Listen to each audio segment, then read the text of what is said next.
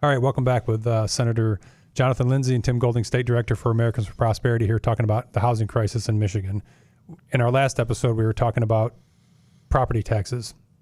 I want to finish talking about that a little bit because you have, it used to be older people would move out, free up some of those different types of home styles, starter homes, ranches, whatever that may be, that were built years ago. But they can't, and they're not, because as soon as they sell that house, the one they're going to go buy, they can't afford the property taxes. And the person who's going to buy that house, they're going to be hammered with these new property taxes. So that's one thing that I hope you guys in the legislature do solve and figure out a way to not, because we're not freeing up enough inventory when we have that in place. So can you just a few more minutes talk about are there any plans in place right now to fix the property tax issue? Yeah, I don't think that entire legislative body of work is maybe as far along as some of the housing work that's been done. But I know there is a very intentional effort going on, especially in the House, to tackle the property tax side of things. And when you talk about the particular scenarios of, just think how crazy it is for people to be stuck in a situation where they have more house than they want or need, but the current system says, if you sell that and buy a smaller house, that's better for you, better for the economy, better that you're going to be hit with higher taxes, right? So I know there's legislation being worked on to solve that. They often call it the pop-up tax, right? And so to try to make ways to make that better. And, the speaker and some other folks in the House have talked more broadly about property tax reforms. I myself don't have the package in yet, but I have done a lot of work over the last year on what will probably end up being a 5 or 6 bill package targeted at trying to provide relief specifically on property tax and solve some of those things, because it does tie in directly to this, both in terms of when it's a consequence of higher property prices being driven up, but it's also something where the property tax system serves as its own set of obstacles for healthy market activity around housing. Yeah, we need to revamp that totally and make our state more appealing to people that want to live here and stay here, because you can go to a lot of other states really, really close that have much less property tax and taxes in general. So we need to make Michigan more competitive in that regard. Across the board. And I'll just tell you just on that, we won't make it all about property taxes, but there's some people that have done a lot of research on this, and what they've found in very broad terms across the country is that the states that are having the best success in that area are ones who keep their property tax in real terms, the effective rate, less than 1% of home value annually, right? Mm-hmm. In Michigan we don't publish the numbers the way we should, but the best you can get if you go through it all is that we sit at about 50% higher than what the healthy rate on effective property tax is. So our neighbors to the south, I think Indiana's about 0.8% annually average. You go down to Tennessee, the property tax there burden is average around like 0.65%. Michigan sits probably about 1.5% of property value per year that we pay in property tax. It's a huge burden when you, again, go back to you want to buy a house, you figure out how much the mortgage costs, you figure out everything, and then you say, oh, I've got another mortgage on top of that. It's my property tax bill. So we need to take some aggressive steps on that as well to free up some of people's ability to step into the housing market. Yeah, we need to get the government to do less or do more with less money. That's right. That's right. Because we don't have a revenue problem; we have a spending problem. I think that's right. So we'll have another episode talking about those bills when they come out. But I want to go back to the pushback that people are giving about these 9 housing zoning bills. They're likening it to the bill that was passed a couple years ago that wind and solar siting. Right? They're totally different topics, totally different thought patterns. That bill that gave wind and solar siting to Lansing, it's 3 people, unelected bureaucrats, that are telling where you have to have wind, where you have to have solar, basically, or allowing that to happen. So talk a little bit about the difference between, again, those things truly being controlled by Lansing versus the property owner being able to do what they want with their house. Well, I think you hit it already, right? I mean, there is actual decision-making power in Lansing on those solar fields, right? In the way it works right now is that if a local government were not to approve a local project and just said that doesn't conform with our ordinance, then the developer trying to put in a solar project could go to the MPSC and say, we'd like to do it. They can say, okay, you're allowed to. And that's it. So, I mean, I think that is the key fundamental difference between them, is that real decision making here in Lansing. But I will add, and I don't know if I'll get you in trouble or I'll get me in trouble for saying this, is that even on that topic, people need to step back and challenge themselves and ask what they really believe. If you have a farmer that has been farming land, or their family's been farming land for 6 or 8 generations, and they end up deciding that the single best option for their family, maybe the only way to keep the farm in the family, is to put solar on it. Is it really appropriate that, or I'll ask you a different way. What is the mechanism by which any layer of government should determine for that person that they don't have the right to do that with their land? Yeah, it's a challenge, right? And I do think that one, to be clear, becomes more messy because of impacts that has more broadly than something like, did I repair my deck, right? Right. But it is an important question that people need to grapple with, more than just going instinctively to let's just ban these things at a local level through a couple of bureaucrats saying, right, this is our new zoning ordinance.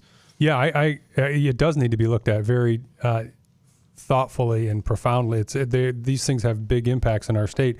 The difference I see is, yes, I think that farmers should be able to do what they want for the most part, right? Health and safety aside, they should be able to put a solar farm if they want. The difference is that I don't want the government mandating that it has to go there. And I think that's something people lose sight of. Because, if the farmer, let's face it, it's hard to make a living farming, and they can make a lot of money doing other things with their land. And people do need to think about it in that term. That's the difference, though. It's not a mandate. It is the difference. And when you go back to the housing bills that we've seen so far, again, people have tried to frame it as Lansing telling people what to do. But the truth is, if you read them, I haven't seen a single one where Lansing would intervene and say, this is what's going to happen there, the way you're talking with solar. They're not mandates. They instead say, we're going to place limitations on how much another layer of government can prevent people from using their property the way they decide to in a private exchange of economic interest. Exactly right. Yeah, exactly right. These aren't mandates. They're not telling you have to do it. And that's exactly what the wind and solar did. But when you guys were putting these bills together in the studies that you've looked at, what are other states doing? I've got a notion of some of that they've been very successful in other states. What's your take on the other states, the results they've seen, and what data did you guys use when you were starting to put some of these bills together? Well, again, I didn't get to play as much of a role in this particular package, but I know that my own research, when I started my reform on some of this, my attempts at drafting, one of the places I looked a lot was Montana. And a few years back, Montana had, if you look it up, probably the easiest way to find it is the Montana Miracle. Yep. And it was the same problem. They said, look, we're having a problem getting housing built, all the same things. They're a growing state, population-wise, had a lot of people that were looking for places to live. And so the legislature took bold action. In that case, it was, I think it was Republican supermajorities and Republican governor. But this happens in other states too. But they stepped up and they said, what we're going to do is try to take a thoughtful approach to, and one of the things as a byproduct of that is they did some studies that had really interesting maps where you look at zoning overlays over like 50 or 100 years. And that's where you start to visualize the problem. It's not just that, is there an appropriate place to have local input on what land use is or whatever. It's that over time, these things accumulate to where it becomes incredibly restrictive to use property, right? And so they worked out a package of legislation, and a little bit different than some of the things here, but I think the heartbeat is the same, is to try to take reasonable, thoughtful steps to make it easier to use and develop, build houses. And then they got sued and they won, but in the same people that were clamoring and saying this would be terrible for us there, after a couple years of letting some of the dust settle, the general consensus in Montana has been, we still have some time to see, these are, building projects take a long time themselves to do, but it's all been positive signals to such a degree that the real answer from the legislature was, that was such a good idea. Let's come back and do more of it. Let's do more, right? Exactly. Let's liberate the land even more and let people build things. So I think they're a good example, but there are other states. I think that it is a somewhat early, but it is a growing movement where you're going to see more and more people understand that this is one of the target areas. For a long time, people have talked about how if we want economic growth, we've got to cut taxes or we've got to do this, and there are a lot of good ideas. One of the places that policymakers haven't pursued as robustly, but I will just predict today will be a big focus in coming years, is this whole area set to say, we know some of the other obstacles to growth that exist. They've been very well developed. The policy answers are there. This is one of them that will be a game changer for states who move forward on liberating land use and in saying, look, the zoning overlay maps have gotten crazy. It's not about getting rid of all of them, but it's about figuring out how do we get back to a more permissive environment for people to use their property. I think states that do that will be some of the biggest winners as far as growth going forward in the next decades. Yeah, because you're providing a reasonably cost place for your families to live. Yep. And something that they want. They're not be driven into a 3,000 square foot home that they don't want on 2 acres. They have more availability to choose from what they want.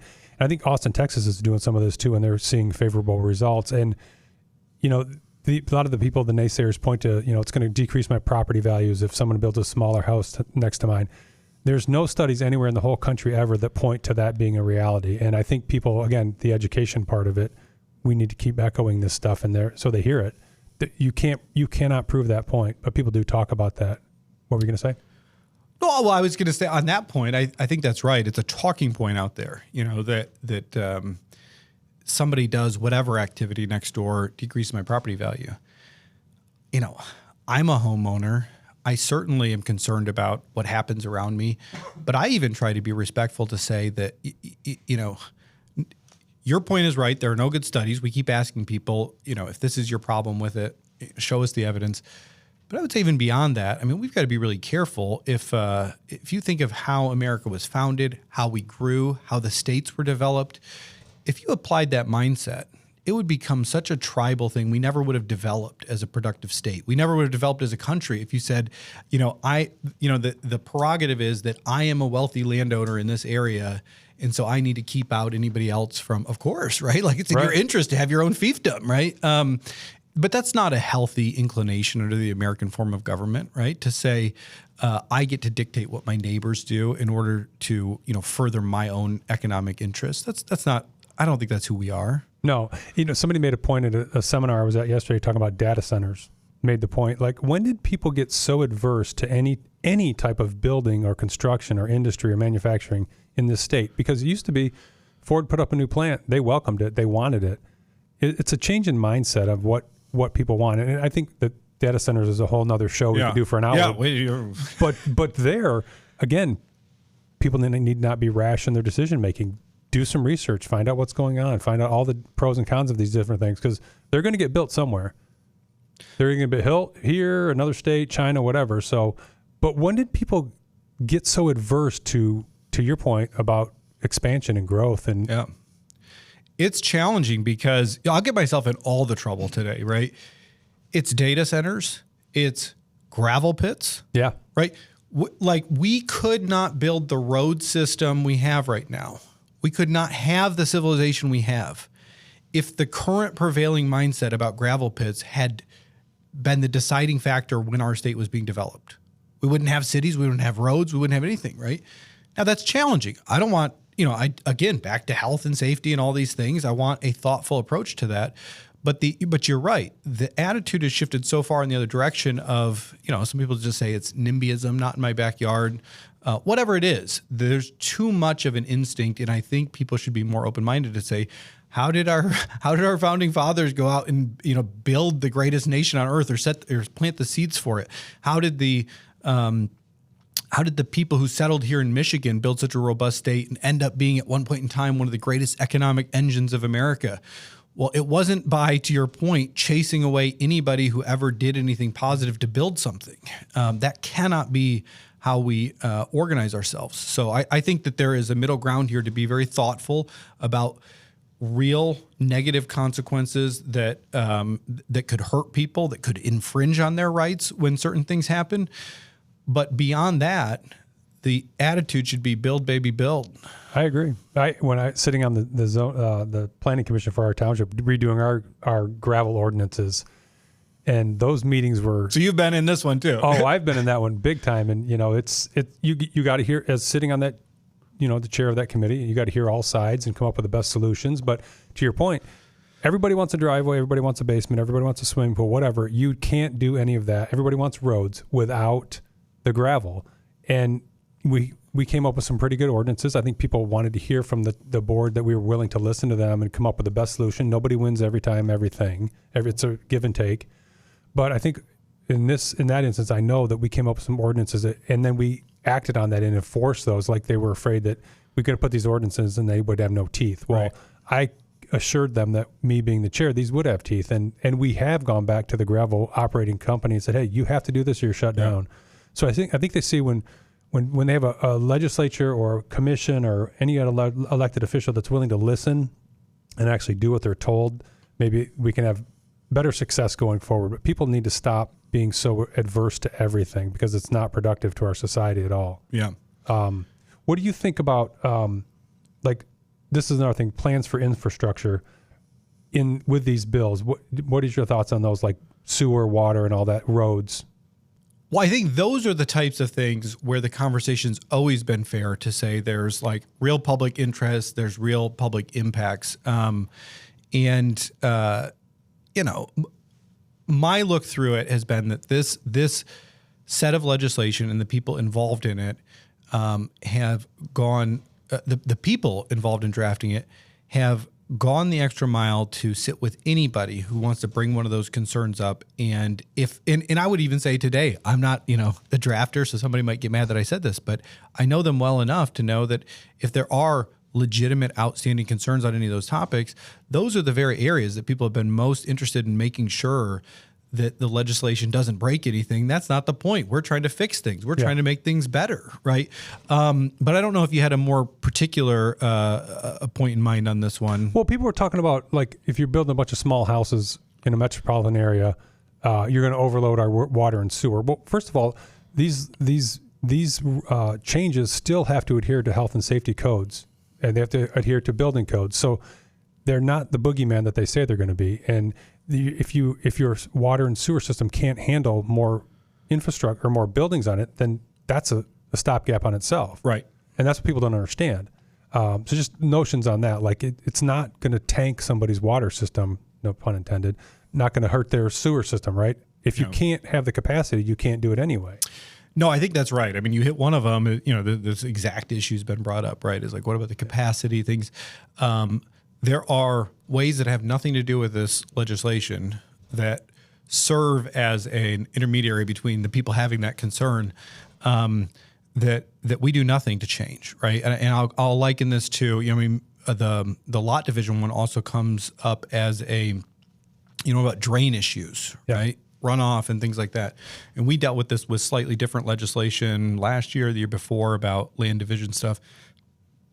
At the end of the day, land division doesn't happen magically. There's a whole bunch of things that you have to get, to make that happen. And one of the things that is concerned is that is looked at in that process is exactly this: is, well, if you're going to try to split something up and do a subdivision with all these houses in your plan, what is the impact on the runoff and all of those things? I guess the shortest answer is that I don't think the way these bills are written right now, I don't think they create the problem that people are pointing to here, because I think there are still protective layers that make sure that doesn't become a concern. Exactly. But I'll just keep echoing. You didn't give me, I didn't ask you about this beforehand. I don't know if people like me saying this, but I just keep echoing to anybody who watches these podcasts that doesn't like these bills. Come talk to the sponsors. Come talk to me. If you think you found the problem where we're going to cause legitimately a huge water issue, let us know, right? Yeah. Because nobody's trying to break things here. No, we're trying to make things better and to make it where our families can stay here, young families can grow here. And we are out of time, but I really want to thank you, Senator Lindsay, for coming in and talking, and looking forward to the next thing about your bills when they become live, and we're talking about data centers. That's next. Awesome. Thank you, Tim. It's been a pleasure to be here. Have a good day. You too.